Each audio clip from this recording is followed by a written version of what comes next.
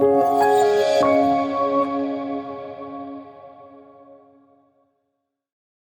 1985, we founded Corum to be a completely different kind of investment bank.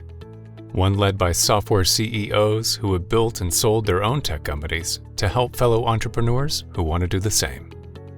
In this video, the third in the Optimal Outcome video series, we will be talking about going to market via a global partner search, resulting in a buyout, acquisition, or recapitalization of your company. As you saw in the video on maximizing your valuation, we invested over $50 million and an extraordinary amount of discipline into building the industry's largest tech M&A knowledge base to help our clients get to the right people and the right buyers for maximum value. Then, in the Merger Experience video, we showed you how we paired that with the most successful 8-step process and global team approach. If you haven't listened to these 2 short videos, please take a few minutes to do so. It will make this presentation more relevant for you. Let's go through the challenges, tasks, and timelines necessary to create the auction environment to get you and your company an optimal outcome. That is, maximum price, optimum structure, minimize liabilities and taxes, best employment agreements, and proper integration. Before we begin, let's align on a few topics to ensure that your company doesn't become a deal disaster. First, the merger myths and misperceptions surrounding today's tech M&A market. Myth 1. Do a valuation, then go to market. Not a good idea. You'll scare off some buyers, leave money on the table with others. Valuations aren't done until later, when you know who the interested buyers are. Myth 2. Companies are bought, not sold. Not true. That means you're going to wait for the phone to ring? Really? Those first callers are usually bottom feeders trying to lock you up cheap. You deserve better. You need to control the process. Myth 3. We have a buyer. Most firms who come to Corum have been approached or even have an offer. 75% of the time, there's someone other than the first bidder who you will end up selling to. Myth 4. Buyers don't want an intermediary. Why do you think that is? In many cases, these are firms trying to lock you up in exclusive negotiations and don't want competitive bidders. Sophisticated buyers know that getting these transactions done isn't easy, and having professional help increases the odds of success for both sides. Myth 5. You don't want to go to market too early. There was a time when that was true. Not today. Buyers are looking for companies earlier and earlier.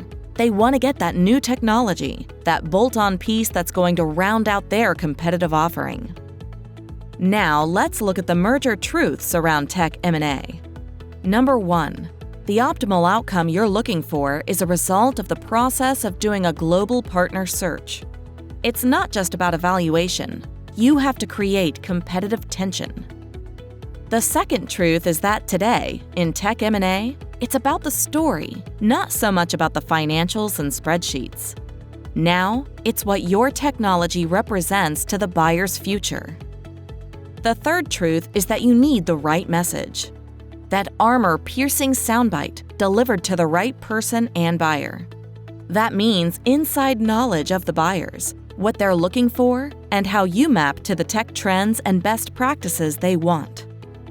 Number 4. A lot of people don't realize that they get one chance at buyers. They're busy. Again, this underscores the need for the right message to the right person, because once they turn you down, it's hard to get back in the door. Number 5. Tech M&A can be a journey. You get extraordinary confirmation and feedback, sometimes about things you have to improve to get the value you want. So you have to go off market for a bit. Corum is the only firm in the world that has put together a hiatus program that allows you to do this and not lose momentum. Lastly, this is the most important transaction of your life. So, like you've done with building your company, do it right. If you don't, you won't get the value you deserve, or even an offer. Let's refresh on some numbers.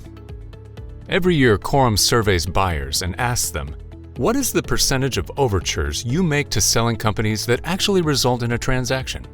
It's only 11%. So be careful about celebrating too soon. 89% of the time, that overture from buyers is not going to work out. The most important number is 48%. That is average improvement from first offer to final offer with a global search process. Lastly, that 90% number. Why is that higher now? The reason is simple. It's hard selling virtually to firms you don't personally know. Here's your conundrum.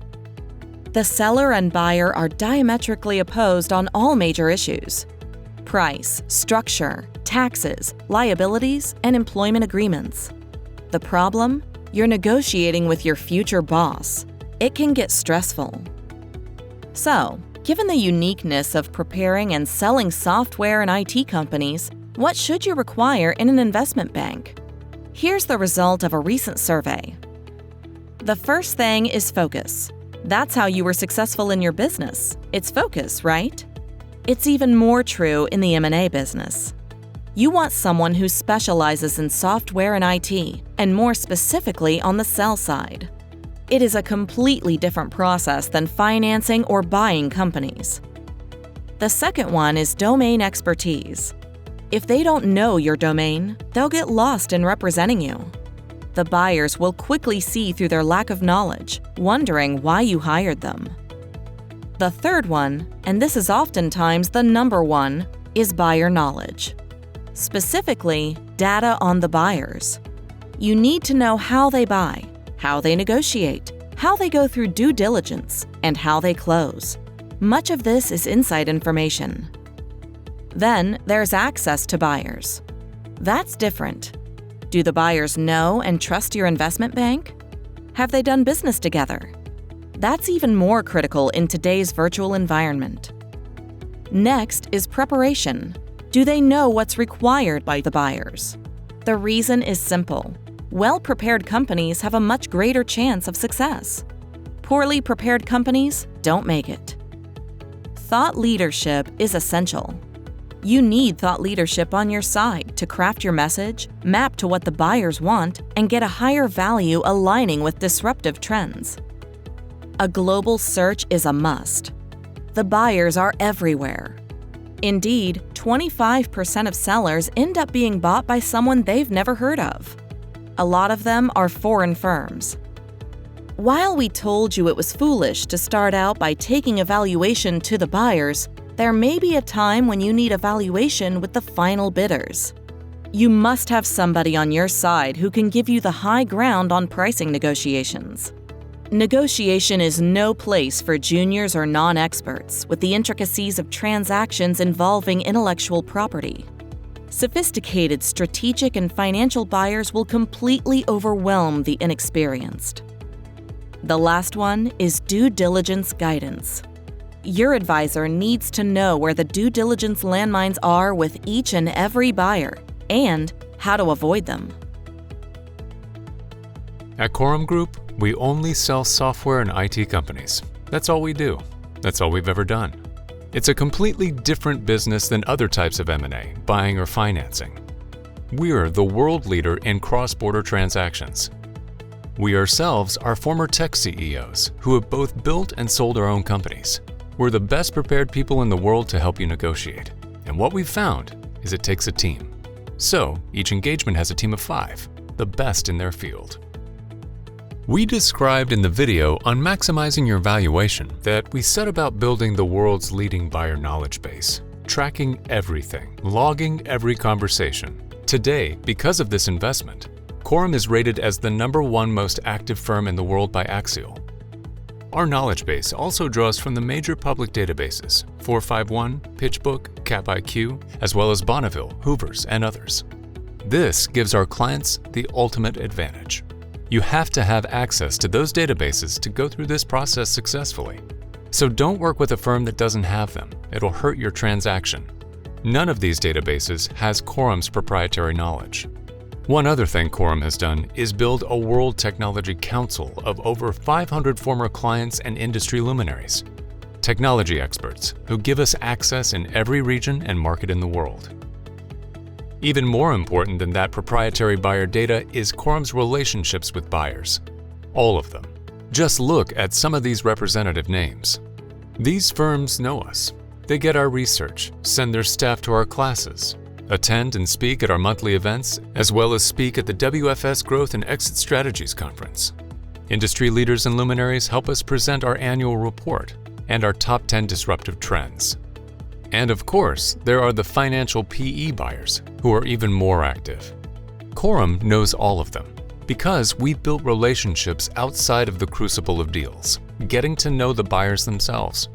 In the virtual age, this has given our clients a huge advantage. There are many other buyers, holding companies, the family funds, and non-tech. For example, Bosch, who outbid Google for a leading IoT technology. Same with Brother, a major Japanese non-tech company. To help you get a higher value, it's essential to map you to best practices, knowing what they're looking for in marketing, organization, and financials. Years ago, we wrote a book called Power Planning: How to Structure Your Software Company for Success. We used the principles of this book to take our clients through a mini strategic audit to best prepare them to go to market. This is the basis for the format of the modern IPM, Initial Presentation Meeting, that will underpin the go-to-market process and drive maximum valuation for you. Corum is the tech M&A thought leader. Every year, we publish the top 10 disruptive trends at our annual Global Tech M&A broadcast. These are published with an advisory board that has recently included IBM, Microsoft, SAP, Google, and top PE firms like Vista, KKR, Rubicon, and Riverside. Why is the top 10 so important? Trends create change. Change drives strategic imperative. And strategic imperative drives acquisitions, makes deals happen. Well-positioned companies relative to these trends get sold for a higher value. The trends this year are people-centric productivity, composite commerce, actionable analytics, remote trust, edge of the cloud, low-code everywhere, focused managed services, health tech continuum, smart logistics, and blue-collar software. Do you map to any of these trends?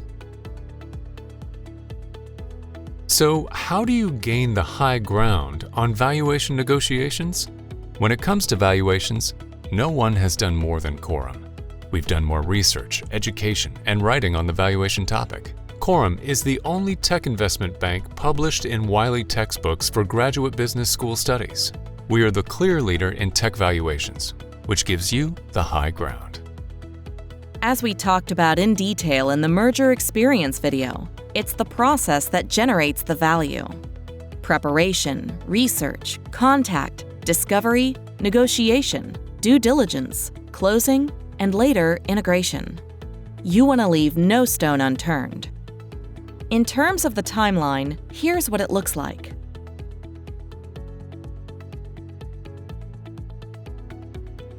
Your goal is to successfully execute the sale of your company with detailed preparation, research, and a time-tested sales process to create an auction environment for maximum value. In today's virtual environment, it can happen very quickly. Buyers are hungry. Weeks 1 to 5 is preparation. We can get you to market in weeks. This is where we're crafting your story. We begin with the CEO worksheet, your IPM with your Corum team, and your executive summary. The only thing we ask you to fill out is the CEO worksheet, and even that we will help you with. Then you get your buyers list, synergy analysis, review of financials, meeting with your deal team, and coaching the go-to-market strategy. During weeks 6 to 14, there's NDAs, sending information and conference calls, getting you in front of the buyers. Today, this is all virtual. You have some milestone meetings, more mutual discovery, and you start to winnow out who is best qualified and showing the greatest interest. We're preparing you for each call, guiding and coaching you.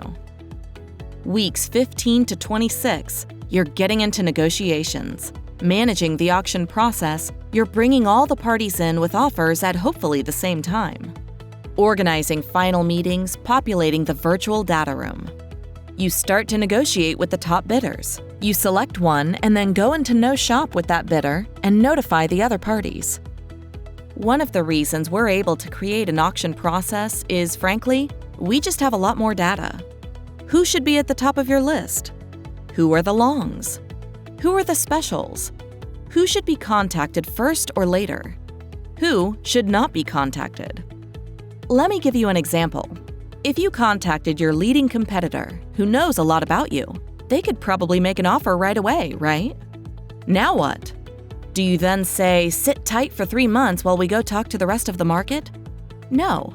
You have to stage your buyer contact based upon knowledge about how fast buyers can respond or what it takes to get their interests.